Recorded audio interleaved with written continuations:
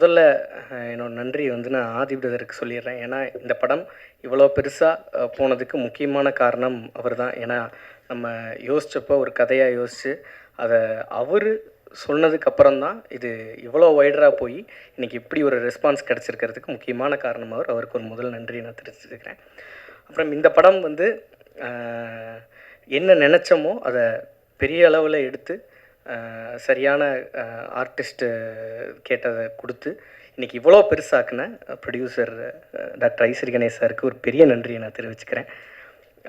So இந்த இந்த படத்தில் ஒர்க் பண்ண technicians, art director Amaran sir, Mathesh அண்ணன், editor GK Prasanna, stunt Mahesh Mathews, இந்த மாதிரி எல்லா டெக்னீஷியன்ஸ்க்கும், காஸ்டியூம் ஸ்வப்னா, எல்லாருக்கும் ஒரு பெரிய நன்றி. ஸோ இந்த படத்தில் ஆர்டிஸ்ட்டாக சொல்லணும், மேடையில் பெரியவர்கள் நிறையா இருக்காங்க. இருந்தாலும் ஒரு அங்கீகாரமாக நான் கொடுக்கணும்னு நினைக்கிறது இளவரசர் சாருக்கு.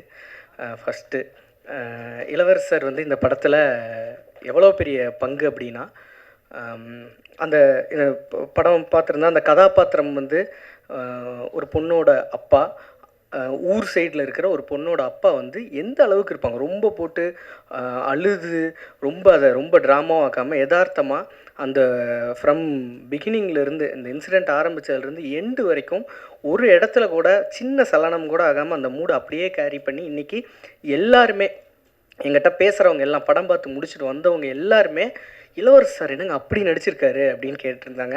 அதை நான் அவர்கிட்டையும் ஷேர் பண்ணியிருந்தேன். அவரும் அவருக்கு வந்திருந்த ஒரு சில பாராட்டுகளையும் எனக்கு அனுப்பியிருந்தார். உண்மையிலேயே அவர் இந்த படத்துக்கு ஒரு மிகப்பெரிய பலமாக இருந்தார். அதுக்கு முக்கியமாக நான் அவருக்கு ஒரு பெரிய நன்றியை சொல்லிடுறேன். Thank you so much sir. So Munishkanth அண்ணன் வந்து இந்த படத்தில் வந்து ஃபஸ்ட் ஆஃப் ஃபுல்லாகவே நம்ம கேரி பண்ணி எடுத்துகிட்டு போகிறதுக்கு ஒரு முக்கியமான இதுவாக காமெடினா, ரெண்டாவது ஊருக்குள்ளேயும் கொஞ்சம் சென்சிபிளான ஒரு இதுவாக பண்ணியிருந்தார். ரொம்ப நன்றிண்ணே. பாக்கியராஜ் சார் வந்து நம்ம படத்தில் வந்து செகண்ட் ஹாஃப் வந்து ஒரு கோர்ட் ரூம் ட்ராமாவாக மாறப்போகுது. ஸோ அது ரொம்ப கதையிலிருந்து கொஞ்சம் அந்நியப்பற்றவும் கூடாது. அப்படிங்கிறப்ப ஜட்ஜாக ஒரு ஒரு அந்த சேரில் உட்கார்றதுக்கு ஒரு பெரிய ஒரு ஆளுமையான ஒருத்தர் இருக்கணும்னு பேசினப்ப நான் கேட்டிருந்தேன். கேட்டவுடனே சொல்லியிருந்தாங்க, நீங்கள் கதை சொல்லி பாருங்க அப்படின்னாங்க. நான் சார்கிட்ட போய் சொன்ன உடனே அங்கேயே பேசி அடுத்த நாளே சரின்னு சொல்லியிருந்தார். அதனால தான் இன்றைக்கி எல்லாருமே கோர்ட் ரூம் ட்ராமா ரொம்ப நல்லா இருந்தது, கிளைமேக்ஸ் ட்விஸ்ட் எல்லாம் நல்லா இருந்ததுக்கு இருக்க முக்கியமான காரணம் சார். ரொம்ப நன்றிங்க சார். இன்றைக்கி வரையிலும் அவரை பார்த்து தான் இன்றைக்கி வர்ற ஜென்ரேஷன் டைரக்டர்ஸ் எல்லாமே இது பண்ணிட்டுருக்காங்க. ஸோ முக்கியமாக இந்த படத்தில் என்ன கொண்டு போய் சேர்க்கணும் அப்படின்னு நினச்சோன்னா, இந்த படம் எழுத ஆரம்பிக்கிறப்பவே ஹராஸ்மெண்ட்டுங்கிறப்ப ஹராஸ்மெண்ட் தான் நிறையா படங்களில் சொல்லிகிட்டு இருக்காங்களே, இதில் என்னத்தை இப்போ புதுசாக சொல்ல போகிறோம், ஹராஸ் பண்ணவங்களை என்ன பண்ண போகிறோம், அவங்களுக்கு தூக்கு தண்டனை கொடுக்கணும், இந்த மாதிரி நிறையா பேசிட்டோம். பட் இதில் என்ன சொல்ல போகிறோம் அப்படின்னா, ஹராஸ்மெண்ட்டை தாண்டி அந்த பெண்களுக்கு ஒரு வாழ்க்கை இருக்குது அப்படிங்கிறத தான் பதிய வைக்கணும்னு நினச்சோம். அந்த வாழ்க்கையில் அவங்க படுற கஷ்டங்கள் தான் இப்போ வரைக்குமே ஹராஸ் பண்ண நாளை விட, அந்த ஒரு நாள் நடந்திருக்கும் இல்லையா, அந்த நாளை விட அதுக்கு அடுத்த ஒரு மாத காலம் தான் அவங்க மனசுல இருந்து நீங்காமல் இருக்குங்கிறத நிறைய பேர் சொல்லிட்டாங்க. இப்போது இந்த படம் வந்து எப்போ நான் ரொம்ப சந்தோஷப்படுறேன் அப்படின்னா, இன்றைக்கி எனக்கு இன்ஸ்டாகிராம் மெசேஜஸ் எல்லாத்துலேயுமே இது மாதிரி எனக்கு ஒன்று நடந்துச்சு, எங்களுக்கு அந்த நாள் கூட மறந்து போச்சு, அதுக்கப்புறம் அந்த ஊரில் இருக்கிறது தான் எங்களுக்கு பெரிய கஷ்டமாக இருக்குன்னு எனக்கு நிறையா மெசேஜஸ் வந்துருச்சு. ஆதிபதற்கு நிறைய வந்துட்டுருக்கு. இந்த மாதிரி அவங்க என்ன சொல்கிறாங்கன்னா, இப்படியே சொல்கிறாங்க, நீங்கள் என்னோடய பேரையே நீங்கள் உங்கள் ஸ்டோரியில் வைங்க பரவாயில்ல, இந்த மெசேஜ் அப்படியே நீங்கள் வைங்க பரவாயில்ல அப்படின்னு சொல்கிறாங்க. தெரியட்டும், நான் இவ்வளோ நாள் தான் நான் அதை யோசிக்காமல் இருந்தேன். இப்போ நான் இந்த படம் பார்த்ததுக்கப்புறம் எனக்கு இப்படி ஒரு எல்லாருக்கும் தெரிஞ்சாலும் நல்லது தான் வைங்கிற மாதிரி சொன்னாங்க. ஸோ நான் அவங்களோட நலன் கருதி தான் அதை பண்ணாமல் இருக்கமே ஒழிய, மற்றபடி அவங்களுக்கு இப்படி ஒரு பாதிப்பை பெண்களுக்கு கொடுக்குது அப்படிங்கிறது ரொம்ப சந்தோஷம். ஸோ அந்த சந்தோஷத்தை உங்ககிட்டையும் பகிர்ந்துக்கணும் அப்படின்னு நினச்சேன். ஸோ எல்லாருக்கும் நன்றி. நான் இதில் ஒர்க் பண்ணியிருந்த சின்ன சொன்ன மாதிரி லைட்மேன்லேருந்து எல்லாருக்குமே இந்த வெற்றி போய் சேரணும். முக்கியமாக இந்த படத்தை ஒரு பெரிய அளவில் எடுத்து கொண்டு போய் சேர்த்த உங்களுக்கு ஒரு மிகப்பெரிய நன்றி. ஸோ இந்த படத்தில் நான் ஒரு சிலர் விட்டுருப்பேன், நான் கொஞ்சம் பதட்டமாக இருக்கேன், அதனால் நான் விட்டுருப்பேன். அதனால் மன்னிச்சு ரொம்ப நன்றி, எல்லாருக்கும் ரொம்ப நன்றி. இந்த படம் எவ்வளோ பெரிய சக்ஸஸ் ஆனதுக்கு ரொம்ப நன்றி. தேங்க்யூ. இந்த படத்தில் வாய்ப்பளித்த இயக்குனர் அவர்களுக்கு, தயாரிப்பாளர் சார் அவர்களுக்கு, ஹீரோ சார் அவர்களுக்கு பெரிய நன்றி. மற்றும் என் கூட நான் அவங்க கூட நடித்த மொத்த நடிகர்களுக்கும் மிகப்பெரிய நன்றி. இதை வெற்றிகரமாக கொண்டு போய் சேர்த்த பத்திரிகையாளருக்கு மிகப்பெரிய நன்றி. இந்த படத்தை எல்லா சென்டருக்கும் ஏபிசி எல்லா சென்டருக்கும் கொண்டு போய் சேர்த்த ப்ரெஸ் பீப்புள் அனைவருக்கும் நன்றி. அப்புறம் முக்கியமாக இந்த படம் எனக்கு கிடைக்க காரணமாக இருந்த எனக்கு டைரக்டரை வந்து அறிமுகப்படுத்தி வச்ச ஹிப்ஹாப் தமிழா அவருக்கு என்னோட நன்றி. அப்புறம் இந்த படம் ரொம்ப சின்னதாக இல்லாமல் பெருசாக பண்ணலாம் அப்படின்னு பிளான் பண்ணும்போதே அதுக்கு நிறையா ஸ்பெஷல் எக்யூப்மெண்ட்ஸ் ஆகட்டும், கேமரா எல்லாம் லைட்ஸ் எது கேட்டாலும் உடனே அரேஞ்ச் பண்ணி கொடுத்த ப்ரொடக்ஷன் வேல்ஸ் கம்பெனி ஐஸ்வரி கணேசன் சாருக்கு என்னோட நன்றி. அப்புறம் இந்த படத்தில் என்னோட ஒர்க் பண்ண என்னோட டீம் அசிஸ்டன்ட் சினிமாட்டோகிராஃபர்ஸ் ஆகட்டும், என்னோட focus puller, light man, track and trolley எல்லாருமே எனக்கு ரொம்ப சப்போர்ட்டாக இருந்தாங்க. எல்லாருக்கும் என்னோட நன்றி. முக்கியமாக இந்த படத்தில் நடித்த ஆர்டிஸ்ட் எத்தனை தடவை நம்ம ஏதாவது தப்பு பண்ணி ஒரு உண்மை கேட்டால் கூட சலிக்காமல் பண்ணி கொடுத்த எல்லா சீனியர் ஆர்டிஸ்ட் எல்லாருக்கும் இன்னும் நன்றி. தேங்க்யூ. கணேஷ் சார், பைகராஜ் சார், தம்பி முனிஷ்காந்த், அருமையாக பேசி வலியுறுத்தி கருத்தை வலியுறுத்திய ஆர்ட் டைரக்டர் அமரன் அவர்கள், கேமரான் மாதேஷ், வேணுகோபால், கார்த்திக்கு வந்து நான் தான் நன்றி சொல்லணும். சில படங்களில் ஊதியம் மாத்திரமே முக்கியம், ஏன்னா மாதமான இஎம்ஐ கட்டணும், அதனால் கூப்பிட்ட இடத்துக்கு போகணும், வேணான்னு புறக்கணிக்கக்கூடிய பொருளாதார சூழ்நிலைகளில் பெரும்பாலும் சினிமாக்காரர்கள் இருப்பதில்லை. அதில் நானும் ஒருத்தன். அதனால் கூப்பிட்ட இடத்துக்கெல்லாம் போயிட்டு தான் இருக்கணும். ஒரு சில படங்கள் கூப்பிடும்போது வந்து சில இதை வந்து டெலிஃபோனில் கதை கேட்கும்போது நமக்குள்ளார அந்த ஆவி பூந்த மாதிரி பூர்ற மாதிரி சில இயக்குனர்கள் விதைப்பாங்க. அவங்க புதிய டைரக்டராக பழைய டைரக்டராங்கிற கணக்கெல்லாம் வராது. அவங்களுக்குள்ள அந்த கதாபாத்திரம் என்னவா ஊறி இருக்கோ அதை வந்து ஆட்டோமேட்டிக்காக வெளிப்படுத்துவாங்க. அப்படி தான் அந்த பிடி சார் கதை வந்து தம்பி அருணாச்சலம் வந்து எனக்கு ஃபோன் பண்ணி இந்த மாதிரி வேல்ஸ் இன்டர்நேஷனலில் வந்து ஒரு புது டைரக்டர் படம் பண்ணுறது நெஞ்சமுண்டு நேர்முண்டு படம் பண்ண டைரக்டர் படம் பண்ணுறாரு, அவங்க எப்போ மீட் பண்ணாரு. அவர் மீட் பண்ண அவர் படம் ஆரம்பித்ததுக்கப்புறம் ஒரு டைரக்டருக்கும் வேலை வந்து எப்படி மாறும்னே தெரியாது. ஃபோன்லேயே சொல்லுங்கண்ணே. ஒரு 20-25 நிமிஷத்தில் என்னோடய கதாபாத்திரம் அந்த சூழலை வந்து சொன்னார். நாங்கள் சின்ன வயசில் இருக்கும்போது சாதாரணமாக கடந்து வந்த ஆண்பெண் உறவு முறைகள் இப்போ காலம் மாற மாற மாற வெளிப்பாடுகள் வர வர ஒரு மாதிரி ஒரு பயமுறுத்தல் இப்போ வருது. அந்த காலத்தில் அதெல்லாம் இல்லை.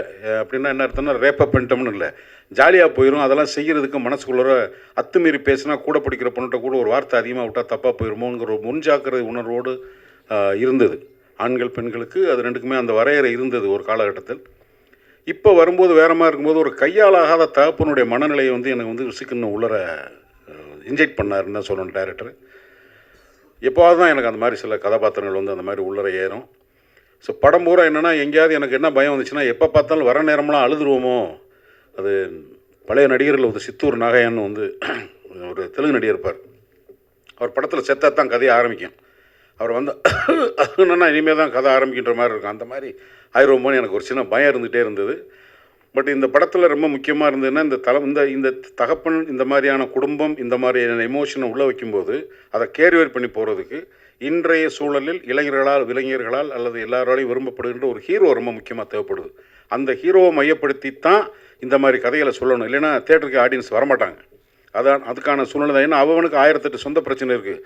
தேட்டரில் வந்து உட்காந்து இங்கே இருக்கிறதெல்லாம் கிளப்பி விட்டு போனோம்னா ஏன்டா சாமி இது எதுக்கடா தேட்டருக்கு ஒரு 2 பாட்டு பார்த்தோமா 2 சண்டை போட்டோமா கொஞ்சம் பொழுதுபோக்கலன்னு வந்தால் நீங்கள் இங்கேயும் வந்து படுத்துறீங்கடான்னு. அதையும் மீறி இந்த கதையை வந்து ஒரு இப்போ அதை வந்து அவரோட லைவ் ஷோ பார்த்ததுக்கப்புறம் எனக்கு வந்து மில்லியன் கணக்கில் வந்து அவருக்கு ஃபாலோவர்ஸ் இருக்காங்க. அவர் வேறு மாதிரி அவரை ப்ரெசென்ட் பண்ணியிருக்காரு. சினிமாவை தாண்டி அவருக்கு ஒரு இமேஜ் இருக்குது. அப்படிப்பட்ட ஒருத்தர் வந்து ரொம்ப கன்சர்னாக இந்த மாதிரி ஒரு எமோஷனுக்குள்ளே தன்னை வந்து பொருத்தி பார்த்துக்கிறதுக்காக முதல்ல ஹிப்ஹாப் பாதிக்கு என்னுடைய வாழ்த்துக்களை நான் சொல்ல கடமைப்பட்டிருக்கேன். ஏன்னா ஒரு சீனியர் ஆக்டராக I have to respect your decision தம்பி. அது வந்து ரொம்ப ஷூட்டிங் டைமில் உங்களோட பிஹேவியர் வந்து ரொம்ப அட்ராக்ட் பண்ணிச்சு. ஒரு மார்க்கெட்டபிள் ஆக்டர், உங்களுக்கு நீங்கள் கையெழுத்து போட்டு கொடுத்தா நான் ப்ரொடியூசர் ஆக முடியும். ஒரு குறிப்பிட்ட அளவு வியாபாரம் இருக்குது. அதுக்கான அடையாளமே இல்லாமல் ரொம்ப கரெக்டாக ஒரு ஹீரோவுக்கு ஒரு டைரக்டருக்குமான ரிலேஷன்ஷிப்பு அல்லது ஒரு டெக்னீஷியனோட ரிலேஷன்ஷிப்பு. நான் நைட் எஃபெக்டில் வந்து பொண்ணை தேடி போகிற சீன்லாம் ஒரிஜினலாக பொள்ளாச்சியில் ஒரிஜினலாக தான் எடுத்தேன். இவருக்கு வண்டியில் போனால் பின்னாடி பெரும் கூட்டம் வரும். அவங்களுக்குலாம் சமாளிச்சுக்கிட்டு அந்த பொறுப்புணர்ச்சி வந்து ஒரு ப்ரொடக்ஷனுக்கு ஒரு ஹீரோ கொடுக்கணும். அப்போ தான் அது வந்து நினச்ச நேரத்தில் நினைக்க முடியும். இதெல்லாம் ஒரு அனுபவம். கார்த்திகை பொறுத்த மட்டும் என்னென்னா சினிமாவில் வந்து சில நல்ல விதைகள் அப்பப்போ வந்து சினிமா என்ற நிலத்தில் விதைக்கப்படும். அந்த அந்த விதையினுடைய தன்மை என்னவாக இருக்கும்னா தன்னுடைய வேலையாக மாத்திரமே இருக்கும். புறம் சீரம் கரம் நீட்டாமல் வேலையாக இருக்கும்.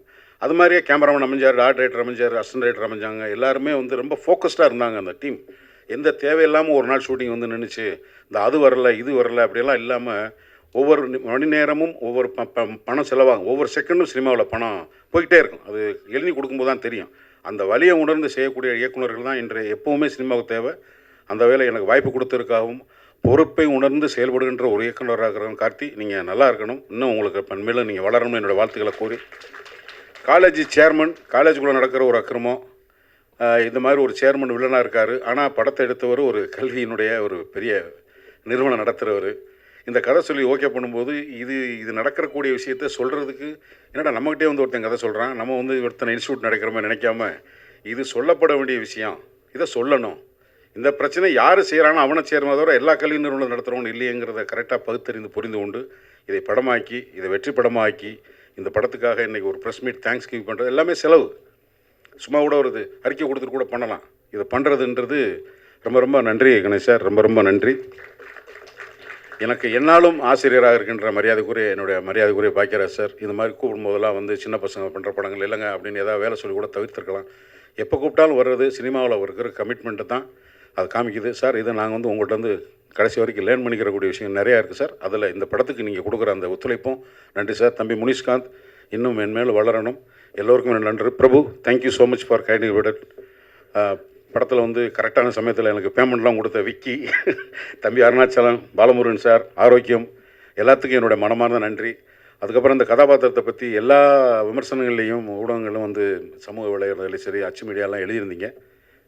ரொம்ப ரொம்ப நன்றி. வணக்கம். நன்றி செலுத்துகிற கூட்டம் அப்படிங்கிறனால இந்த கூட்டத்தோடு நானும் சேர்ந்துட்டு நன்றி செலுத்திக்கிறேன் எல்லாத்துக்கும். இந்த படத்தை பொறுத்த வரைக்கும் நான் வந்து நன்றி முதல்ல வந்து ஹீரோவுக்கு தான் சொல்லணும், ஹிப்ஹாப் வாதிக்கு. என்ன அப்படின்னா, அவர் நடிக்கிறதுக்கு ஒரு நல்ல கதை அப்படின்னு சொல்லி செலக்ட் பண்ணுறதோடு நிறுத்திக்காமல் அந்த டைரக்டர் அவர் ஒரு கதை சொல்லும்போது இது ரொம்ப நல்லா வரும்னு ப்ரொடியூசர்கிட்ட போய் அதை சிபாரிசு பண்ணி அது மெனக்கெட்டு ஒரு நல்ல டைரக்டர் கொண்டு வரணும்னு நினச்சாருப்பார். அதுக்கு தான் அவருக்கு நன்றி சொல்லணும். அதுக்கப்புறம் ஒரு ஹீரோ வந்து சொல்லும்போது இல்லை இந்த ஹீரோக்கிட்ட ஒரு ஜட்ஜ்மெண்ட் இருக்குது, அவரும் ஒரு டைரக்டர்லாம் பண்ணியிருக்காரு, கதை எழுதியிருக்காருன்னு சொல்லிட்டு அதுக்கடுத்தியாக இப்போ இளவரசு சொல்லிட்டு போன மாதிரி அந்த மாதிரி கதையாக இருந்தால் கூட இது எல்லாத்துக்கும் அல்லவே அந்த கேரக்டர் இந்த படத்தில் ஒரு கேரக்டர் சொல்லியிருக்காங்கன்னு சொல்லிட்டு கணேஷ் அவர்கள் வந்து அதை அக்செப்ட் பண்ணிட்டு பண்ணது அடுத்தபடியாக அவங்களுக்கு நன்றி சொல்லணும். அப்புறம் பாராட்ட வேண்டியது வந்து கார்த்திக் அவர்கள். என்னென்னா இவர் சான்ஸ் வாங்கி கொடுத்து அவர் சான்ஸ் கொடுத்து அதுக்கப்புறம் கிடைச்சதை வந்து ரொம்ப பொறுப்பாக ரெஸ்பான்சிபிளாக வந்து அந்த படத்தை வந்து கதையோசனை எழுதி பண்ணியிருக்காரு. அது வந்து தனக்கு கிடைச்ச ஒரு சந்தர்ப்பத்தை நல்லபடியாக பயன்படுத்திக்கிட்டார், கடுமையாக உழைச்சார் அப்படின்ட்டு அவருக்கு என்னுடைய பாராட்டை தெரிவிச்சுக்கிறேன். அவர் ஈரோட்டுக்காரருங்கிறது படம் ரிலீஸ்க்கு அப்புறம் தான் தெரிஞ்சிட்டு, நானும் ஈரோட்டில் பிறந்ததுனால பாசம் மட்டும் அதே மாதிரி இருக்கேன்னு சொல்லிட்டு என்ன ஷூட்டிங் அப்போல்லாம் கவனிச்சிக்கிட்டு இருந்தேன். சரி அந்த சைடாக தான் இருக்கணும் அப்படின்ட்டு. அப்புறம் நான் பிறந்த ஊரில் தான் அவரும் பிறந்திருக்காரு அப்படிங்கிறது அதுக்கப்புறம் தான் தெரிஞ்சுக்கிட்டேன். அது ஒரு கூடுதலான ஒரு சமாச்சாரமாக இருந்தது. சரி நம்ம ஊர்லேருந்து ஒருத்தர் வந்து மறுபடியும் அவரும் வந்து வெற்றி கொடி நாட்டிட்டார் அப்படின்ட்டு. அப்புறம் இங்கே பேசும்போது இந்த தொகுத்து வழங்கின ஐஸ்வர்யா அதுக்கு பேசுறதுக்கு என்ன மேட்ரு இருக்குன்னே தெரியலையே, என்ன பேச போகுது அப்படின்னு சொல்லிட்டு இதை எல்லோரும் நன்றி சொல்வார்கள் அப்படி இப்படின்னு சொல்லி சுருக்கமாக முடிச்சுக்க போகுதுன்னு நினச்சா அவங்க பல விஷயங்களை சொன்னாங்க. படத்தை பற்றியெல்லாம் நிறைய விஷயங்கள் வந்து அது அந்த மெட்டீரியல் இதெல்லாம் வந்து ரெடி பண்ணி வச்சுக்கிட்டேன், வரும்போது எழுதிக்கிட்டே உட்காந்துருந்தாங்க. அதுக்கப்புறம் அவங்க பேசும்போது பரவாயில்லையே விவரமாக பேசுகிறாங்க, நிறைய மேட்டர்லாம் ரெடி பண்ணிட்டான்னு. அப்புறம் இன்னொருத்தர் அவங்க பக்கத்துலேயே அந்த கடைசியில் உட்காந்து யாரோ ஒரு எழுதிட்டு இருந்தார், யாருன்னே தெரியல. அதுக்கப்புறம் பார்த்தா ஆர்ட் அவரும் உட்காந்து என்னமோ நோட் பண்ணிகிட்டே இருக்காரு அப்படின்னு கவனித்தேன். அப்புறம் ஆர்டர்னு அப்புறம் சொன்னாங்க. அப்புறம் இப்போ பேசும்போது தான் கவனித்தேன் அவர் நிறைய விஷயம் வச்சுருக்காரு அப்படின்னு சொல்லிட்டு. அவர் சொல்லும்போது ஒரு விஷயம் சொன்னார், இந்த ரேப்பு அப்படி இப்படிங்கிறதெல்லாம் சொல்லி ஆண்கள் அப்படின்னே சொல்லி அது தவிர்க்க முடியாத ஒரு சமாச்சாரம். இந்த ஆண்களுக்கு ஏதோ ஒரு ஈர்ப்பு இருந்துகிட்டே இருக்குங்க, அது ஜீன்ஸ்லேயே ஏதோ இருக்குன்னு நினைக்கிறேன். பெண்கள்னாலே ஆண்கள் அப்படின்னு சொல்லி ஒரு ஈர்ப்பு அப்படிங்கிறது அது ஆராய்ச்சி பண்ணி தான் கண்டுபிடிக்கணும். ஏன்னா இது சொல்லுன்னு சொன்னோம்னா பத்தினி சொல்லுன்னா லைனாக சொல்லுவான். நான் சொன்ன மாதிரி தமயந்தி சாவித்திரி அது இது நாராயணன் இப்படி ஏதாவது சொல்லிக்கிட்டே போயிட்டுருப்பாங்க. ஏகப்பத்தினி வருதுன்னா ஒரே ஒரு ஆள் தான் சொல்லிகிட்டு இருப்பாங்க, வேறு யாருக்கும் சொல்லவே மாட்டீங்க.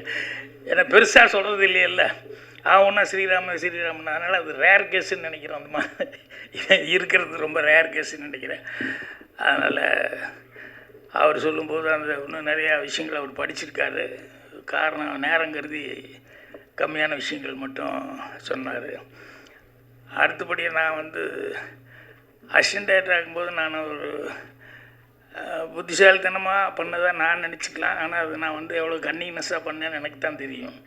என்னென்னா, இந்த அசிஸ்டன்ட் டைரக்டர் ஆகும்போது கிளாப் கொடுத்துருவாங்க. அந்த கிளாப்பு நம்ம தான் கிளாப் அடிக்கணும். அப்புறம் அது அவ்வளோ பெருசாக அதை தூக்கிட்டே சுற்றிட்டு இருக்கணும். அதோடைய இந்த டைலாகு ஸ்கிரிப்ட் அது இதெல்லாம் வச்சுட்டு இது கிளாப் அடிக்கிறதுனா ஒவ்வொரு ஷாட்டுக்கும் அங்கே நம்ம ரெடியாக இருந்து கிளாப் காமிக்கணும், இல்லைன்னா அடிக்கணும். அப்படிங்கிறதுனால இது ஒரு இடைஞ்சலாகவே இருக்கே. மற்ற ஆர்டிஸ்ட்டு போய் டைலாக் சொல்கிறதுக்கோ அதுக்கோ இதுக்கோ அதெல்லாம் கவனிக்கிறது மற்றதுக்கெல்லாம் வந்து இது கிளாப் அடிக்கிறது பெரிய ஒரு தொல்லையான வேலையாக இருக்கே. இது எப்படியாவது அவாய்டு பண்ணிக்கணும் அப்படின்னு சொல்லிட்டு இது எப்படிடா அவாய்டு பண்ணுறதுன்னு சொல்லி பார்த்தேன். அங்கே சோம்நாத் ஆர்ட் டைரக்டர் அவர்கிட்ட அசிஸ்டண்ட்டாக சேகர்னு ஒரு ஆள் அவருடைய அசிஸ்டண்ட்டாக இருந்தாப்புல. அவர் எல்லாத்துலேயும் பூந்துக்குவாப்புல. அசிஸ்டன்ட் டைரக்டர் மாதிரியே எல்லா வேலையும் பார்க்குறது பிடிக்கிறது அப்படின்னு சொல்லிட்டு அந்த ஆள் துருதுருன்று கிளாப் அடிக்கிறதுல வந்து தெரியுமா, அப்போ தான் ஃபஸ்ட்டு படம் எப்படி அடிக்கணும் தெரியுமா அப்படின்னு எல்லாம் என்கிட்ட கேட்டுக்கிட்டே இருந்தாப்புல. சரி, இந்த ஆளுக்கு கொஞ்சம் தெரியும் போலக்கு அப்படின்னு சொல்லிட்டு வேணுன்னே நான் ஷார்ட் 5 அப்படின்னு சொல்லிட்டு பை 3 டேன்னு சொல்லி உளறனே வேணுனேன்.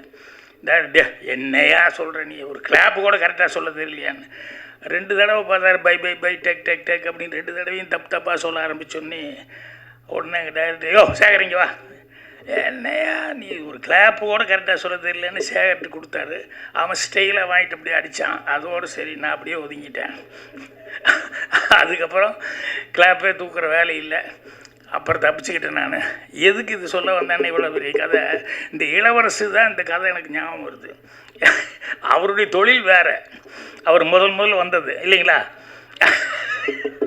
இவர் என்ன தப்பு பண்ணி கேமராமேனு, டே நீ நடிக்க போடா, நீ எல்லாம் இதில் சரியாக வரமாட்டேற அப்படின்னு சொல்லி என்ன சொல்லி அனுப்பிச்சாங்கன்னு தெரியல. ஆனால் இன்றைக்கி ஸ்கோர் பண்ணிட்டுருக்காரு. எல்லா கேரக்டரும் காமெடியும் பண்ணுறாரு, சீரியஸும் பண்ணுறாரு. எனக்கு படம் பார்க்கும்போது இவ்வளோ நல்ல கேரக்டர் பண்ணியிருக்காரு அப்படின்னு சொல்லிட்டு அது யாருக்கு என்ன வரணுமோ அது எப்படி சுற்றினாலும் அது ஏதோ ஒரு விதத்தில் வந்து தான் சேரும். அதனால் இளவரசு அவர்கள், முனிஷ்காந்த் இவங்க எல்லாமே வந்து இந்த படத்தில் சிறப்பான முறையில் நடிச்சிருந்தாங்க. நம்ம சொன்ன மாதிரி அந்த கதையினுடைய இதை வந்து கேட்டுக்கிட்டு அவர் சொன்னதை வந்து கார்த்திக் அவர்கள் ரொம்ப மெனக்கெட்டு கரெக்டாக பண்ணியிருந்தார். அவருக்கு வந்து ஆர்ட் டைரக்டர் மாதிரி நம்ம மாதேஷ் கேமராமேன் மாதிரி இவங்க எல்லாமே வந்து இன்னும் ஆஃபீஸ் ஸ்டாஃப் முதல் கொண்டு எல்லாருமே அவருக்கு ஃபஸ்ட்டு படங்கிற மாதிரி இல்லாமல் எல்லாருமே ரொம்ப நல்ல கோஆப்ரேட் பண்ணியிருந்தாங்க. ஸோ அந்த படத்தில் வேலை பார்க்கும்போது அது ஒரு ஜாலியான ஒரு டீமாக வேலை பார்த்துட்டு வந்தோம். அப்புறம் படம் பார்க்கும்போதும் ரொம்ப நிறைவாக இருந்தது. முன்னாடியெல்லாம் வந்து 50 ஒரு 100 நாள் ஓடினா தான் படம் அதுதான் வெற்றி விழா வரும். அப்புறம் 175 நாளுங்கிறது இப்போ அப்படி இல்லை. 5ஆவது நாள் 7ஆவது நாளே வந்து வெற்றி விழான்னு. அப்புறம் படம் வந்து முன்னாலெல்லாம் ப்ரிவ்யூ அப்படி இப்படிங்கிறதெல்லாம் இருந்தது. இப்போல்லாம் தேட்டரில் தான் கொண்டு போய் ப்ரெஸ்ஸே கொண்டு போய் உட்கார வைக்கிறான். ஏன்னா முன்னாலேயே சொல்லிக்கல ஏதாவது கெடுத்து விட்டா என்ன பண்ணுறது அப்படிங்கிற மாதிரி இவங்களுக்கும் பாதி பயம், யாரும் தைரியமாக படமும் போடுறதில்ல. ஆனால் இந்த படமெல்லாம் வந்து ரிலீஸுக்கு முன்னாலேயே கரெக்டாக வந்து ரொம்ப நம்பிக்கையோடு வந்து கணேஷ் அவர்கள் வந்து இந்த படத்துக்கு வந்து ப்ரெஸ் மீட், ஏன்னா நான் வந்து படம் பார்க்குறதுக்கு முன்னாலேயே எனக்கு ப்ரெஸ்ஸில் பார்த்துட்டு எனக்கு ஒரு 5-6 பேர் ஃபோன் பண்ணி சார் படம் பார்த்தோம் நல்லா இருந்தது அப்படின்னு சொல்லி சொன்னாங்க. ஸோ அந்த மாதிரி இப்போ இது சீக்கிரமாகவே இந்த வெற்றி விழா அப்படிங்கிறதெல்லாம் இல்லாமல் எப்படா ஒரு 50 நாள் ஓடி வெற்றி விழா இல்லை 75-100 நாள் அப்படிங்கிற மாதிரி இப்போ அது ஒரு கனவு மாதிரி ஆகிப்போச்சு. ஏன்னா அதுக்கான வாய்ப்புகளே இல்லாத அளவுக்கு அது விஞ்ஞான முன்னேற்றத்தில் அப்படி தான் வரும். ஏன்னா இப்போ ஒரு ஏல ஓடி பியில் ஓடி சியில் ஓடி அப்புறம் கடைசியில் டென்ட் அப்படின்னு வர்றது இல்லாமல் இப்போ ரிலீஸே 10th வரைக்கும் வந்துருச்சு அப்படின்னு சொல்லும்போது நம்ம எதிர்பார்க்கவும் முடியாது அவ்வளோ நாள் ஓடுன்ட்டு. இருந்தாலும் அதையும் தாண்டி 25 நாள் 50 நாள் அப்படிங்கிறதெல்லாம் சில நேரங்களில் இந்த மஞ்சுமல் பாய்ஸ் எல்லாம் பிடிச்சிக்கிச்சில்ல, ஒரு பெரிய பிடி பிடிச்சிக்கிதல்ல, அந்த மாதிரி படம் எடுத்து நல்லா ஓடுற அளவுக்கு எல்லாருமே மேக்ஸிமம் முயற்சி பண்ணோம். ஸோ இந்த படத்துக்கு பத்திரிகையாளர்கள் உண்மையிலேயே ஒரு நல்ல ஒரு விமர்சனங்களை கொடுத்து உங்களுடைய சப்போர்ட்டுங்கிறது பெரிய லெவலில் இருந்தது. அதனால் மேலும் மேலும் இந்த மாதிரி டீம் வளர்கிறதுக்கு பத்திரிகையாளர்களுடைய இதே மாதிரி சப்போர்ட் இருக்குன்னு சொல்லி கேட்டு என்னுடைய மனமார்ந்த நன்றியை தெரிவிச்சுக்கிறேன். நன்றி, வணக்கம். பிடி சார் படத்தினுடைய சக்ஸஸுக்கு ப்ரெஸ்ஸில் இருக்கிற அனைவருக்கும் நன்றி தெரிவிக்கும் இந்த விழாவிற்கு வருகை தந்துள்ள அனைவருக்கும் என்னுடைய மனமார்ந்த நன்றியை முதலிலே தெரிவித்துக் கொள்கிறேன். நிறைய ஃபஸ்ட்டு ஒரு ப்ரெஸ் மீட் நடந்துச்சு, அதுக்கு முன்னாடி ஒரு லான்ச் நடந்துச்சு. இது 3வது முறையாக இங்கே வரும். ஆனால் அப்போல்லாம் வந்து யாருமே படம் பார்க்கல.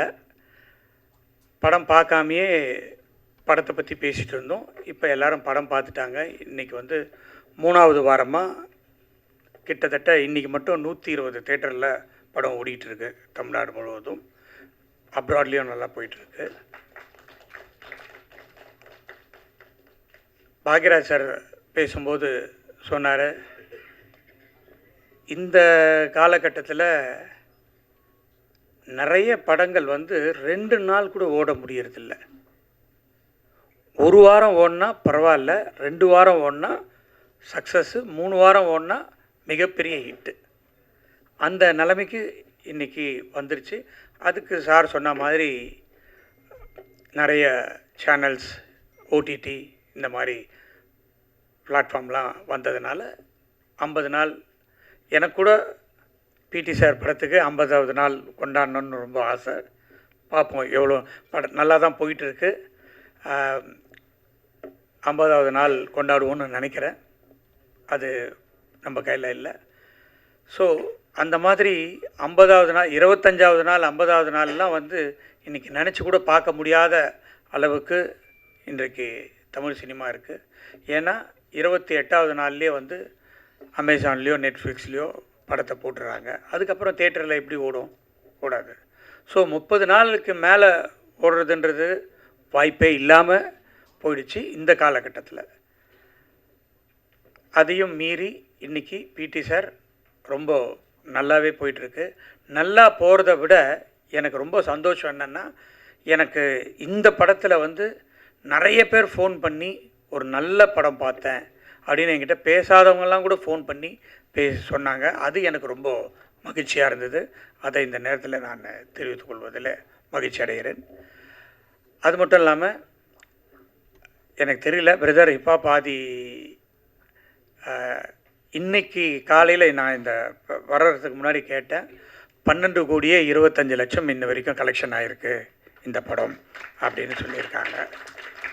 ஸோ அது ஒரு மிகப்பெரிய வெற்றி. ஆதி ப்ரோ அவர்களுக்கு இந்த படம் வந்து நிறைய வெற்றி படங்கள் அவர் கொடுத்துருக்காரு. பட் இருந்தாலும் ஒரு வெற்றியில் வந்து ஒரு திருப்தி இருக்கணும்.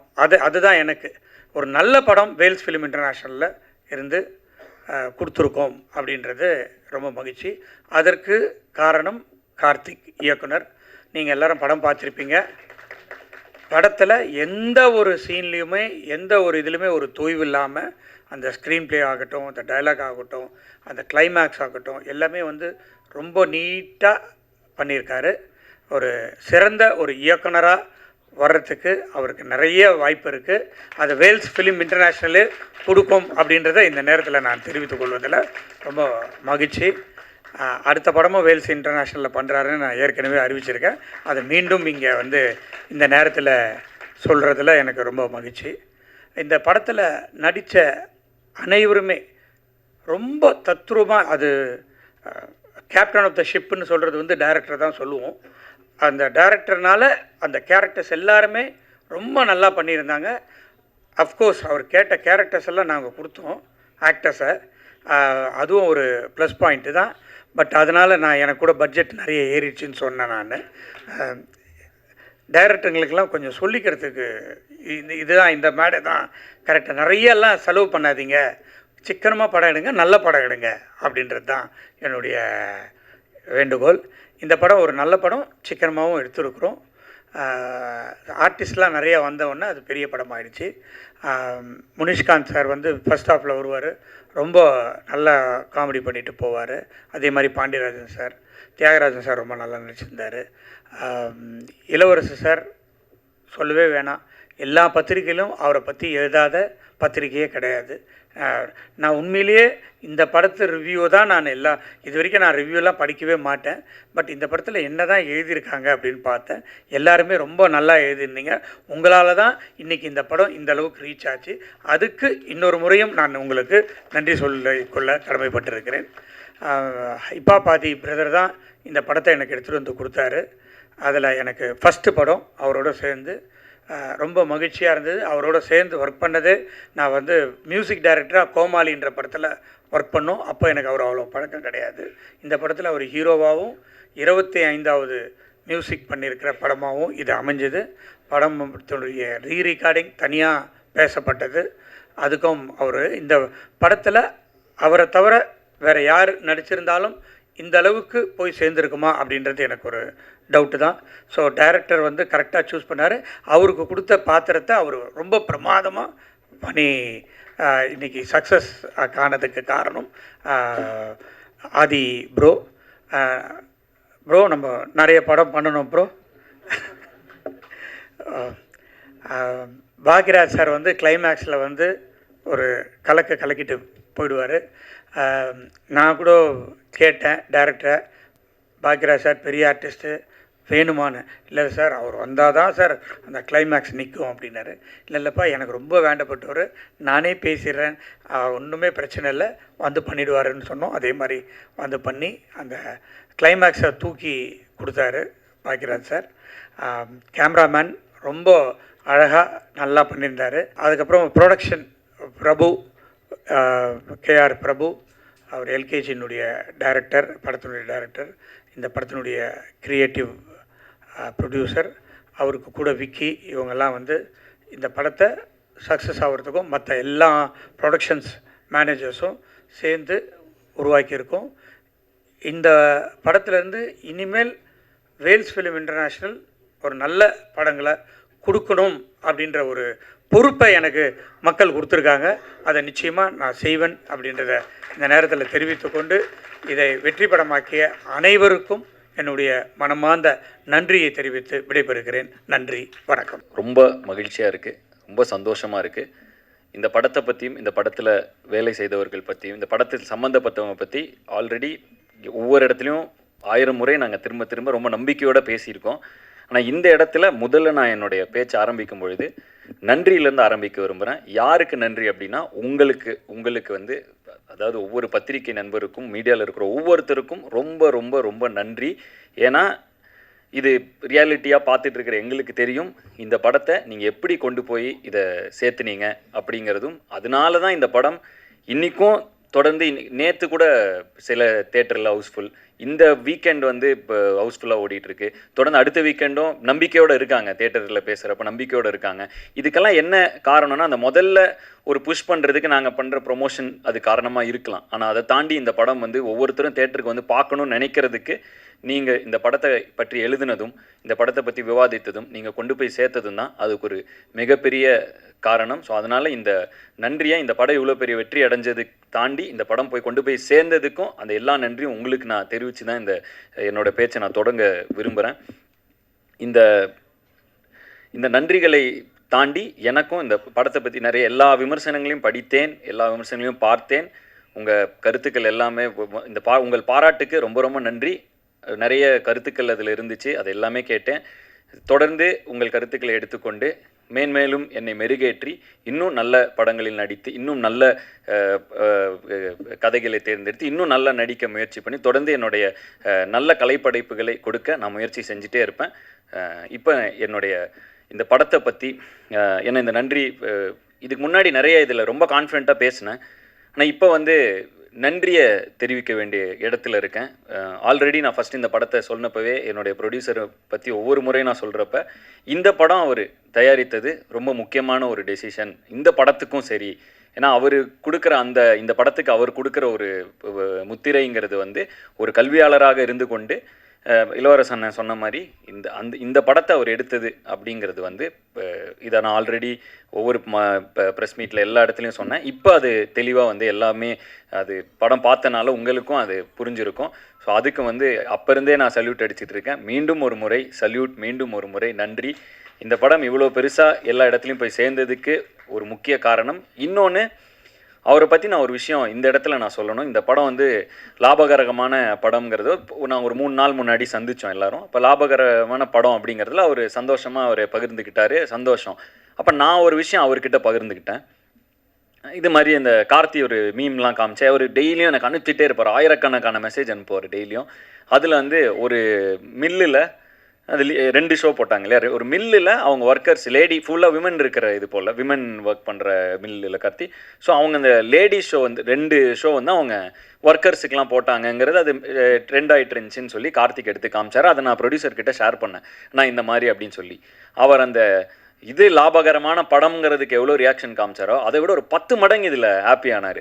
ஸோ அந்த படம் வந்து சொசைட்டியில் ஒரு தாக்கத்தை ஏற்படுத்தி இருக்குங்கிறப்ப அவருக்கு கிடைக்கிற அந்த ஹை வந்து எனக்கு உண்மையிலே பயங்கர அப்படியாப்பா அப்படின்னு அவர் அவ்வளோ எக்ஸைட் ஆனது வந்து எனக்கு உண்மையிலே ரொம்ப ரொம்ப சந்தோஷமாக இருந்தது. ஒரு நல்ல படைப்பை கொடுத்து அந்த படைப்பு மக்களை போய் சேரும் பொழுது அதில் கண்டிப்பாக பொருளாக ரொம்ப முக்கியம்தான். ஆனால் அதை தாண்டி அந்த படைப்பு எவ்வளோ பெரிய தாக்கத்தை ஏற்படுத்துதுங்கிறதுலேருந்து ஒரு சந்தோஷம் கிடைக்கிற ஒரு ஒரு ஒரு ஒரு நல்ல ஒரு அவர்கிட்ட அந்த பண்பை பார்த்து நானே வந்து ரொம்ப அது அப்போவே அவர்கிட்ட ஆனால் என்னென்னா இதுக்கு பயங்கர எக்ஸைட் ஆகிறீங்கன்னா இதுக்கு தானேப்பா நம்ம படம் எடுக்கிறோம் அப்படின்னு ஒரு எக்ஸைட்மெண்ட்டில் அவர் சொன்னப்போ எனக்கு அவ்வளோ த்ரில்டாக இருந்துச்சு. ப்ரொடியூசர் என்பதை தாண்டி அவரை வந்து கொஞ்ச நாளாக நான் அவர் கூட ரொம்ப ரொம்ப இன்ஸ்பைரிங்காக இருக்கார். அவர் அன்றைக்கி நான் அவர் கூட எல்லோரும் வரதுக்கு முன்னாடியே ஒரு 10 நிமிஷம் முன்னாடியே போயிட்டு அவர் ரூமில் வாப்பா இங்கே உட்காருன்னாரு. அப்போ சொன்னேன், ஆனால் பயங்கர மாசாக இருக்கணும் அவங்கள பார்க்க அப்படின்னு. ஒரு 4 பேர் வராங்க, இது பண்ணுறாங்க, கையெழுத்து போடுறாரு. இதில் வந்து இன்னொரு விஷயம் நடந்துச்சு. எனக்கு ஒரு தெரிந்த ஒருத்தர் வந்து ஒரு இந்த மாதிரி அவங்க கல்லூரியில் சேரணுங்கிறதுக்காக ஒரு இது கொடுத்துருந்தாங்க, உனக்கு சாரை தெரிஞ்சால் நீங்கள் கொடுங்க அப்படின்னு சொல்லி ஒரு ஹெல்ப்பாக கொடுங்கன்னால நான் கொண்டு போய் அந்த எனக்கு வந்து ஆனால் இப்போ என்னென்னா ஒரு சின்ன ரிக்வெஸ்ட்டு அப்படின்னு கொடுக்குறப்ப அவர் கொடுத்தோன்னே என் கூட வேலை செஞ்சால் அது கண்டிப்பாக கேட்க தான் செய்வாங்க அப்படின்னு உடனே அங்கேயே எடுத்து பார்த்து உடனே ஒரு பிஏவை கூப்பிட்டு இது எப்படி ப்ராசஸ் பண்ணுறது, இது யார்கிட்ட சொல்லுங்கள். எனக்கு வந்து பயங்கர ஷாக்கிங்காக இருந்துச்சு. இது ஒரு கையெழுத்து போகிறாரு, அங்கே ஒரு கையெழுத்து போகிறாரு, இப்படி போகிறாரு, அந்த பேப்பர் வாங்குறாரு, அப்புறம் திரும்ப ஃபாலோ பண்ணுறாரு. அது என்னாச்சு? அப்புறம் அவர் வந்து அந்த பிஏ வந்து சொல்கிறாரு, ஆல்ரெடி இது வந்து வந்திருக்கு, இந்த நம்ம ரிக்வெஸ்ட் வந்திருக்கு சார், இதை ப்ராசஸ் பண்ணிட்டுருக்கோம், அது என்னென்னு பார்த்தா உங்களுக்கு ஃபாலோ அப் பண்ணுங்கள் என்னென்னு அப்படின்னு. அது எனக்கு வந்து ரொம்ப பயங்கர இன்ஸ்பைரிங்காக இருந்துச்சு. அந்த இவரை பார்க்குறப்ப அருகிலிருந்து பார்க்கும் பொழுது ஒரு ஆண்டர்ப்ரனராகவும் சரி, ஒரு கல்வியாளராகவும் சரி, ஒரு தயாரிப்பாளராகவும் சரி, ஒரு மனிதராகவும் சரி, ரொம்ப இன்ஸ்பைரிங்கான ஒரு பர்சனாலிட்டியாக இருக்கார். இப்போ உங்கள் கூட படம் பண்ணுறது மட்டும் அது வந்து ஒரு சின்ன விஷயம் தான். உங்களை தொடர்ந்து சும்மா உங்கள் கூட ஒரு ஃப்ரீ டைம் கிடைச்சா கூட எனக்கு போதும். உங்ககிட்ட இருந்து கற்றுக்கிறதுக்கு நிறைய விஷயங்கள் இருக்குது. ரொம்ப இன்ஸ்பிரேஷனாக இருக்கீங்க நீங்கள். ஸோ அதுக்கு உங்களுக்கு ஒரு நன்றி. தொடர்ந்து உங்களோட படம் செய்கிறதுக்கு நான் ரொம்ப ரொம்ப இந்த பிடி சார் செய்ததுக்கு ரொம்ப பெருமைப்படுகிறேன், ரொம்ப மகிழ்ச்சி அடைகிறேன். தொடர்ந்து உங்கள் கூட வேலை செய்கிறதுக்கு ரொம்ப நான் ஆர்வமாகவும் இருக்கிறேன். இந்த படம் இவ்வளோ பெரிய ரீச் ஆனதுக்கு இந்த படத்தில் இருந்த இவ்வளோ ஆர்டிஸ்ட்களை கொண்டு வந்து சேர்த்த ப்ரொடியூசர் கொண்டு வந்து சேர்த்தாலும் அந்த ஆர்டிஸ்ட் இந்த கதையில் நம்பி ஒரு சின்ன பையன் நடிக்கிறான் அப்படிங்க. ஏன்னா படத்தில் வந்து ஒரு சின்ன கோர்ட் ரூம் ட்ராமா, மிகப்பெரிய இந்திய சினிமா மிகப்பெரிய ஜாம்பவான் பாக்யராஜ் சார் வந்து அந்த ஒரு சின்ன கோர்ட் ரூம் ட்ராமா, அந்த கோர்ட் ரூம் ட்ராமாவில் அவர் இல்லைன்னா அது அந்த கோர்ட் ரூம் எவ்வளோ எங்கேஜிங்காக இருந்திருக்குங்கிறது டவுட்டு தான். ஸோ அவருடைய பங்கு மிகப்பெரியது. ஆனால் இது எல்லாமே வந்து படத்தோட ஆரம்ப காலகட்டத்திலேருந்து இன்றைக்கி சக்ஸஸ் மீட் வரைக்கும் கூடவே பயணித்து எங்களெல்லாம் உற்சாகப்படுத்துறது. இது அவருக்கு ஒரு சின்ன விஷயமா இருக்கலாம், ஆனால் எங்களுக்கு இது உண்மையிலேயே மிகப்பெரிய ஒரு ஊக்கம். இதை தொடர்ந்து எங்களுக்கு கொடுத்துக்கிட்டே இருக்காரு. ஸோ ரொம்ப நன்றிங்கண்ணா. நீங்கள் எல்லா ஃபங்க்ஷனுக்கும் எல்லா இதுலேயும் நீங்கள் வந்து எங்களை வந்து ஊக்கப்படுத்திக்கிட்டே இருக்கீங்க. ஸோ ரொம்ப ரொம்ப நன்றி. அண்டு இளவரசு அண்ணன் ரொம்ப ஒரு ஆக்டிங்கை நான் வந்து இந்த நிறைய விஷயங்கள் இந்த படத்தில் கொஞ்சம் எனக்கு கண்ணை திறந்து இன்னும் ஆக்டிங் வந்து எப்படி அவர் கிட்டத்தட்ட வாழ ஆரம்பிச்சிடுறாரு. ஒரு 5 நிமிஷம் முன்னாடி அவர் வந்து இளவரசு அண்ணனாவே இல்லை, அவர் அந்த கேரக்டராக திடீர்னு மாறிடுறாரு. ஒரு 3 நிமிஷம் முன்னாடி அந்த ஜோனுக்குள்ளே போனோன்னே லிட்ரலாகவே பக்கத்தில் இருக்கப்ப தெரியுது இவ்வளோ டெடிக்கேட்டடாக அவ்வளோ சின்சியராக கிட்டத்தட்ட இந்த கேரக்டராக மாறிடுறாரு கொஞ்ச நேரத்துக்கு. அவரோட அப்புறம் அந்த கட்டு சொல்லி ஒரு 1 மினிட் ஆகுது அவர் அதுலேருந்து வெளியே வர. எனக்கு இது மிகப்பெரிய ஐ ஓப்பனர். ஏன்னா பொதுவாக வந்து நான் வந்து டைலாக்லாம் படித்து பயங்கரமாக ப்ரிப்பேர் பண்ணுவேன், ஸ்டண்ட்டுன்னு அது முன்னால் ப்ராக்டிஸ் பண்ணுவேன், எல்லாம் பண்ணுவேன். ஆனால் அந்த செட்டில் அந்த நேரத்தில் அந்த மொமெண்ட்டில் அந்த கேரக்டராக இருக்கிறது எவ்வளோ இம்பார்ட்டண்ட்டுங்கிறது வந்து அதை நான் ஸ்க்ரீனில் பார்த்தப்ப அவர் அங்கே நடிக்கிறப்போ ஒன்று தெரிஞ்சுது. அங்கேயே அவர்கிட்ட சொன்னேன், ஆனால் பயங்கரமாக இருக்குது நீங்கள் நடிக்கிறதுன்னு சொன்னேன். ஆனால் அதை ஸ்க்ரீனில் பார்க்குறப்ப அது எப்படி அந்த கேரக்டருக்குள்ளேயே இருந்தால் அது எப்படி எங்கேயுமே மிஸ் ஆகாமல் அது ஒரு முழுமையாக இருக்குங்கிறது வந்து எனக்கு ஒரு பெரிய லேர்னிங். விமர்சனங்கள்லாம் படிக்கிறப்ப இந்த சீனில் இப்படி ஸ்கோர் பண்ணியிருக்கணும், இந்த ஸ்கின்னில் நிறைய பேர் விமர்சனம் பண்ணியிருந்தாங்க. எனக்கு வந்து அவர் ஒவ்வொரு தடவையும் அவரோட அந்த இது தான் வந்துச்சு. ஒருவேளை இளவரசன் மாதிரி அந்த கேரக்டருக்குள்ளேயே இருந்துட்டா மேபி இங்கே இந்த சீனில் எக்ஸ்ட்ரா நடிச்சு இந்த சீனில் இன்னும் கவனம் செலுத்தணும், அது மாதிரி இல்லாமல் அந்த கேரக்டராகவே மாறிடலாம் அப்படிங்கிற ஒரு ஹேக்கை வந்து இந்த படத்தில் நான் தெரிஞ்சுக்கிட்டேன்.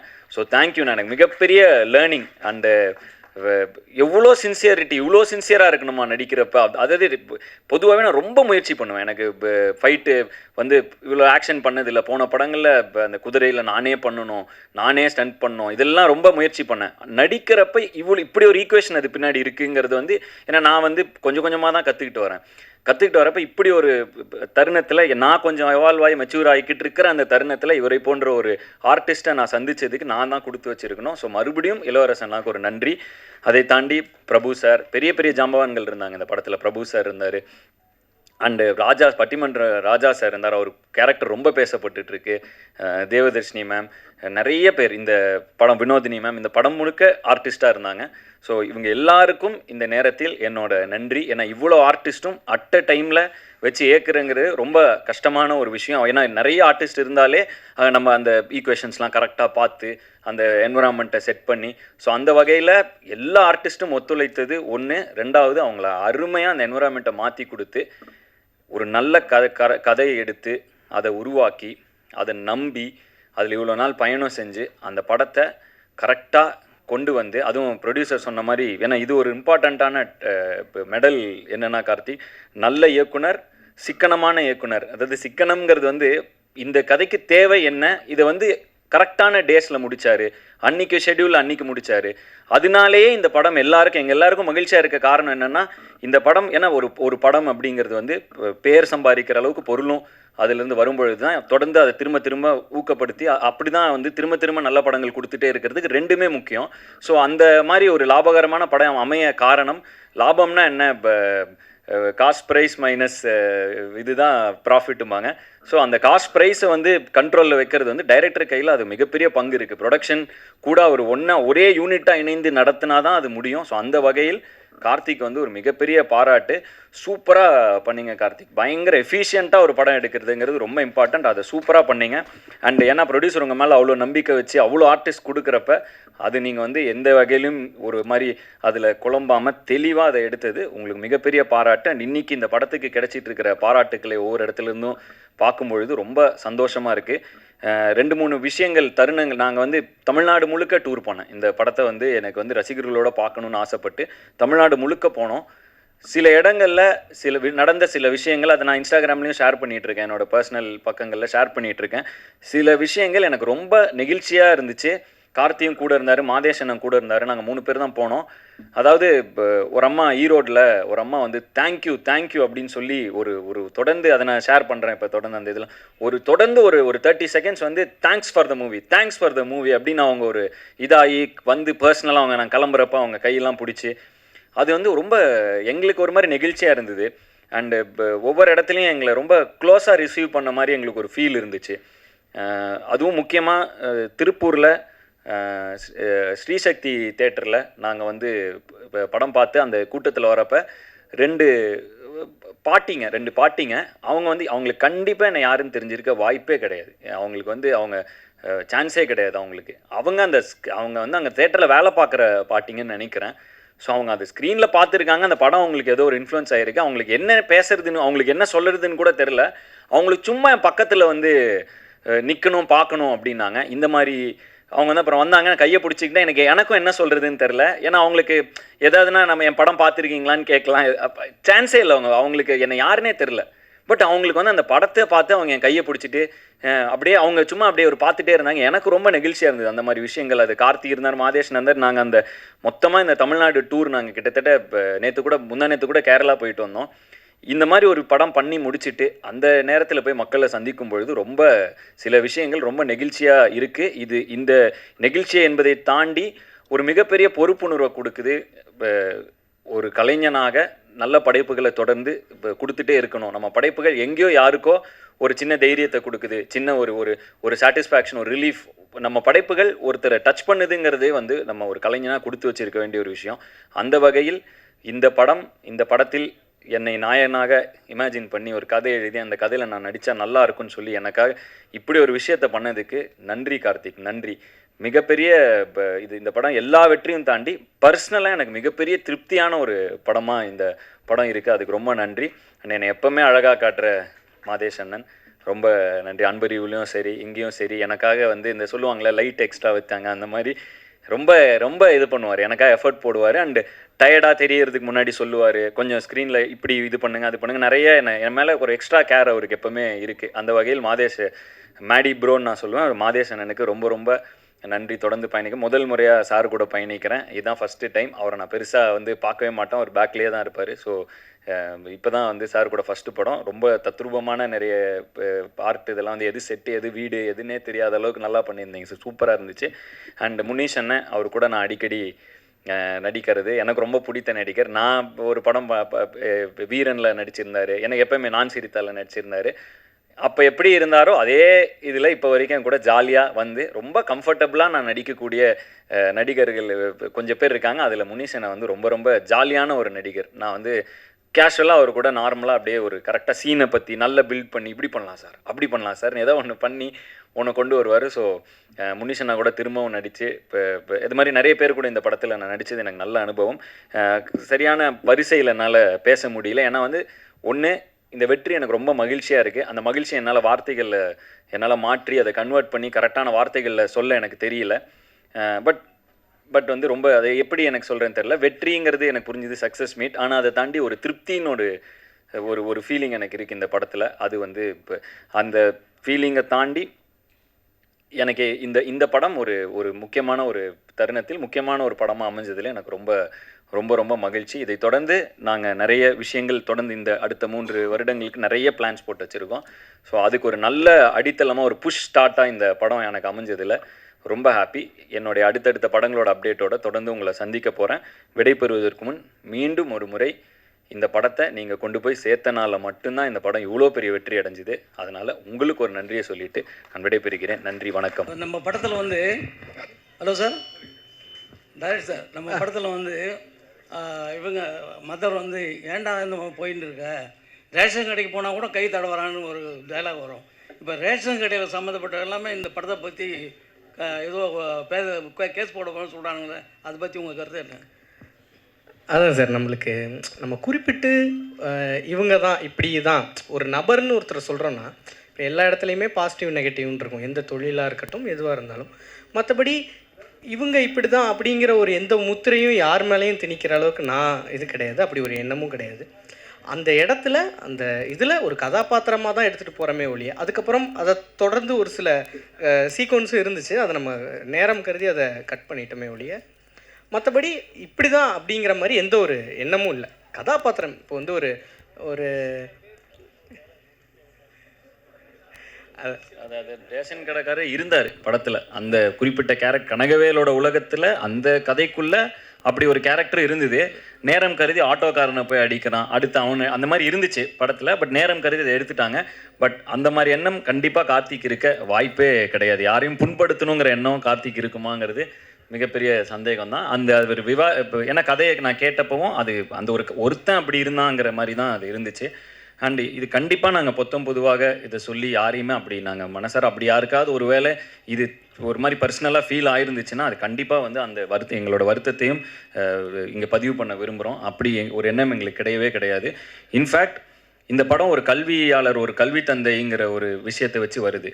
எங்கள் ப்ரொடியூசரே ஒரு மிகப்பெரிய எஜுகேஷனலிஸ்ட். ஸோ அதனால் நாங்கள் அதை அப்படி பொதுவாலாம் அப்படி இது பண்ண முடியும். அது ரொம்ப முடிந்தளவு யாரையும் காயப்படுத்தக்கூடாதுங்கிறது எங்கள் எண்ணம். அப்படி ஏதாவது காயப்பட்டிருந்தா தயவு செய்து எங்களை மன்னிச்சுக்கணும்.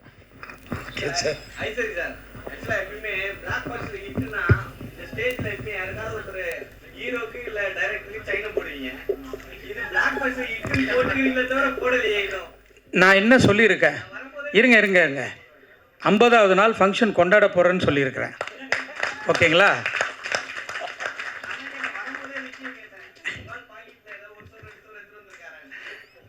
அதெல்லாம் ரொம்ப கம்மியாகிடும். இந்த படத்துக்கு பெருசாக கொடுக்கணும்.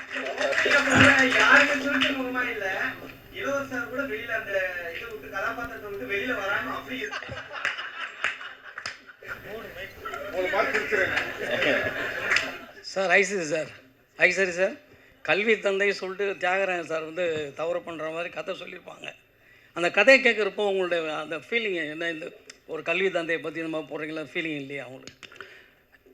இல்லை, எனக்கு அந்த ஃபீலிங்லாம் இல்லை. இது வந்து ஒரு நல்ல கருத்து. இந்த கருத்தை நம்ம சொல்கிறது இன்னும் ரொம்ப ஆப்டாக இருக்கும் அப்படின்னு தான் நான் நினச்சேன். இல்லை ஒரு கேர்ளோட வந்து அவர் தவறாக நடக்கிறான்றதை காட்டியிருக்கீங்க. சினிமா தானேங்க, அப்போ தானே நம்ம மக்களுக்கு எடுத்து சொல்ல முடியும். இல்லை கதை கேட்குறப்போ அந்த ஃபீலிங் உங்களுக்கு இல்லை இல்லை, அதை கதை கேட்கும்போது எனக்கு கதை ரொம்ப பிடிச்சிருந்ததுனால தான் நானே எடுத்தேன் இந்த படத்தை. எல்லாருக்கும் மக்களுக்கு போய் சேரணும், எல்லா பெண்களுக்கும் போய் சேரணும் அப்படின்றது தான் என்னுடைய ஆசை. அது நிறைவேறிடுச்சு, அதில் எனக்கு ரொம்ப சந்தோஷம்.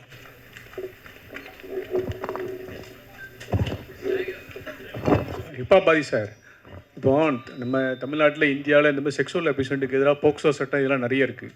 இன்னும் வந்து ஸ்கூலில் காலேஜில் பணிபுரிய இடங்கள்லாம் இந்த மாதிரி இதை தடுக்கிறதுக்கு என்ன செய்யணும்னு நீங்கள் நினைக்கிறீங்க? நிறைய ஸ்கிரிப்ட் பார்த்துருப்பீங்க, நிறைய பார்த்துருப்பீங்க, மக்கள்கிட்ட பேசியிருப்பீங்க, உங்களுடைய தனிப்பட்ட கருத்தாக என்ன நினைக்கிறீங்க? நான் ஒரு பத்திரிக்கையில் பார்த்தேனே, இந்த படம் ரிலீஸ் ஆகி ஒரு 4வது நாள் எல்லாம் படக்குழுவுக்கும் எல்லாருக்கும் ஷேர் பண்ணேன். ஒரு பத்திரிக்கையில் இதை பற்றி எழுதியிருந்தாங்க. 100 பேர்த்தில் 82 பேர் இல்லை கருத்து 82 அந்த மாதிரி ஒரு, அதாவது ரொம்ப அதிகமாக 82 பேர் என்னமோ இதை பற்றி வெளியே சொல்கிறது இல்லை, இது எங்கேயுமே சொல்கிறது இல்லைங்கிற மாதிரி ஒரு ஆர்டிக்கலை ஒரு பத்திரிக்கை வந்து இந்த படம் ரிலீஸ் ஆகி அந்த வாரத்தோட சண்டே அன்னைக்கு இதை போட்டிருந்தாங்க. நான் எல்லாருக்கும் ஷேர் பண்ணேன். அந்த ஆர்டிக்கல்லே இதுக்கான பதிலை சொல்லியிருக்காங்க. இதோட பிரச்சனை என்ன அப்படின்னா வந்து அது ஒரு பத்திரிக்கையாளர், ஒரு ரெஸ்பான்சிபிளான ஒரு பத்திரிக்கையாளர் அந்த டைமில் அதை ரிப்போர்ட் பண்ணணும்னு எடுத்து அது ஒரு ஆர்டிக்கலாக கம்பைல் பண்ணி எழுதியிருக்காரு. அது வேணால் அது எங்கே இருக்குன்னு தெரியல, ஆனால் கண்டிப்பாக என்னோட இதில் கூட நான் ஷேர் பண்ணுறேன், என்னோட இன்ஸ்டாவில் கூட ஷேர் பண்ணுறேன். அதில் என்ன சொல்லியிருக்காருன்னா, இது அனைத்துக்குமே காரணம் வந்து மனநிலை தான் இதோட முக்கியமான பிரச்சனைங்கிறது தான் அந்த ஆர்டிக்கல் சொல்லுது. நானும் இது எப்படி பார்க்குறேன் அப்படின்னா, பொதுவாகவே நம்ம வளர்கிற சூழ்நிலை, சுற்றி இருக்கிற என்விரான்மெண்ட், இது எல்லாமே ஒரு சின்ன வயசுலேருந்து ஒரு நாய்க்குட்டியை வளர்க்குறதுல கூட அப்படி தான். அது எப்படி அந்த என்விரான்மெண்ட்டுக்கு எப்படி இது என்விரான்மெண்ட் எப்படி இருக்கோ அதை பொறுத்து தான் அதோட குணாதிசயங்கள் இருக்கும். நல்ல ஒரு சமூகத்தையும் நல்ல ஒரு ஆக்கப்பூர்வமான ஒரு கம்யூனிட்டியும் நம்மளை சுற்றி நம்ம கொண்டு வந்துட்டோம்னா இந்த மாதிரி நடக்கக்கூடிய சில குற்றங்கள் வந்து குறையும். அது குறிப்பாக பாலியல் குற்றங்கள் குறையிறதுக்கு சுற்றி இருக்கிற என்விரான்மெண்ட்டும், ஏன்னா ஒவ்வொருத்தரோட மனநிலை ரொம்ப முக்கியங்கிறாங்க. அப்படின்னா அப்போ அது என்விரான்மெண்ட்டில் இருந்தால் ஒருத்தரோட மனநிலை அதுக்கேற்ற மாதிரி தான் ரியாக்ட் ஆகிறோம், சொசைட்டிக்கு ஏற்ற மாதிரி. ஸோ அப்போ அந்த சொசைட்டியாகவே நம்ம பொதுவாகவே தமிழ் சமூகம் என்பது ஒரு அறிவார்ந்த சமூகம். இன்றைக்குன்னு இல்லை, பல ஆயிரம் வருடங்களாக அது ஒரு அறிவார்ந்த சமூகமாக முடிந்தவரை இருந்து வருகிறது. அப்படிப்பட்ட ஒரு இதில் வந்து இன்றைக்கி வந்து நம்மளுக்கு ஒரு எக்ஸ்ட்ரா இப்போ நிறைய நடக்கிறனால சொல்கிறேன், ஒரு எக்ஸ்ட்ரா கேர் இருக்க வேண்டியது, இந்த சமூகத்து மேலே ஒரு அக்கறை நமக்கு எல்லாருக்கும் இருக்க வேண்டியது முக்கியம்னு பார்க்குறேன். இது வந்து மனநிலை சம்மந்தப்பட்ட ஒரு பிரச்சனையாக தான் நான் பார்க்குறேன்னு. டைரக்ட் சார், படம் மூவி முடிஞ்சு வெளில வரும்போதும் கேட்ட கேள்வி தான். ரியல் சேர்மன், காலேஜ் சேர்மன் வந்துட்டார், ரியல் சேர்மன் ஏன் வர மாட்டுறாரு? இல்லை, அவர் வரக்கூடாதுன்னு இல்லை, யாரும் பேசவும் இல்லை, தியாகராஜன் சாரை பற்றி யாரும் பேசவும் இல்லை. இல்லை அப்படிலாம் இல்லை, அவர் ஆல்ரெடி போன இதில் பேசியிருந்தோம், ஒரு இன்டர்வியூவில் பார்த்தீங்கன்னா பேசிகிட்டு இருக்கோம். இப்போ நீங்கள் அத்தனை பேர் அதை அவரை பற்றி பேசியிருக்கீங்க. அப்படிலாம் இல்லை, அவர் வந்து இப்போ அவர் உடல்நலத்தையும் கருத்தில் கொண்டு நாங்கள் ஆப்ரேஷன்லாம், ஸோ அதனால அவரை நாங்கள் டிஸ்டர்ப் பண்ணுறது அவ்வளோ கரெக்டாக இருக்காது. நீங்கள் இப்போ நாங்கள் இங்கேயுமே வந்து இப்படி ஒரு விழா நடக்க போகுது அப்படின்னோம், நிறைய இப்போ அதாவது பாக்யராஜ் சாராகட்டும், அவங்க வந்து அவங்களோட ஆசீர்வாதங்களை கொடுக்கணும்னு அவங்க வந்தது வந்து நாங்கள் வந்து வந்தவங்களுக்கு ரொம்ப நன்றின்னு தான் சொல்ல முடியும். வராதவங்க வந்து அவங்களுக்கு அவர் சார் ரொம்ப ஆல்ரெடி அவருக்கு ஹெல்த் இஷ்யூஸ் இருக்குது. ஸோ அவரை அப்படி நீங்கள் அது எதுவும் இது பண்ணாதீங்க. எங்களுக்கு அவர் படத்தில் அவ்வளோ பெரிய ஒரு விஷயம் நடந்திருக்கு இல்லையா, எங்களுக்கு ரொம்ப ஹாப்பி தான்.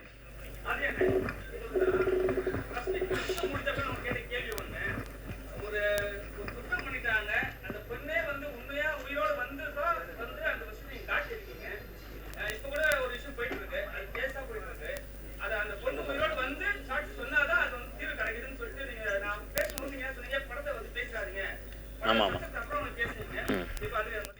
அதாவது நான் இந்த இடத்துல அப்படி தான் சொல்லணும்னு நம்ம சொல்லலை. அந்த கதையின் நாயகன், அந்த கனகவேலுங்கிறவன் என்ன சொல்கிறான்னா, அவனோட ஆதங்கத்தை பதிவு பண்ணுறான். இப்படிப்பட்ட ஒரு விஷயம் நடந்தால் இதை நிரூபிக்கிறதுக்கு செத்துப்போன பொண்ணே வந்து சாட்சி சொல்ல வேண்டியதாக இருக்கேங்கிற ஆதங்கத்தை பதிவு பண்ணுறான். ஆனால் அப்படி இருந்துடக்கூடாது, நடந்துட்டு தானே இருக்குது. ஆமாம், அதான் நான் சொன்னேன். இது என்னென்னா, இது என் கையில் இல்லை சார்ட் அவுட் பண்ணுறது. எனக்கும் இதில் பொறுப்பு இருக்குது, உங்களுக்கும் பொறுப்பு இருக்குது, நம்ம எல்லாருக்கும் பொறுப்பு இருக்குது.